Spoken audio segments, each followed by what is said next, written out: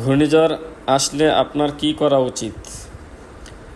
ঘূর্ণিঝড় আসার সংবাদ পেলে সাথে সাথে মানসিকভাবে সর্বোচ্চ সতর্কতা অবলম্বন করুন। টিভি, রেডিও এবং সংবাদপত্রে সতর্ক দৃষ্টি রাখুন। আপনার ঘরবাড়ি দুর্বল থাকলে মজবুত করার ব্যবস্থা করুন। নিকটবর্তী আশ্রয়কেন্দ্রে স্বেচ্ছাসেবকদের সঙ্গে যোগাযোগ রাখুন। বিপদ সংকেত পাওয়া মাত্র বাড়ির সদস্যদের নিয়ে আশ্রয়কেন্দ্রে চলে আসুন।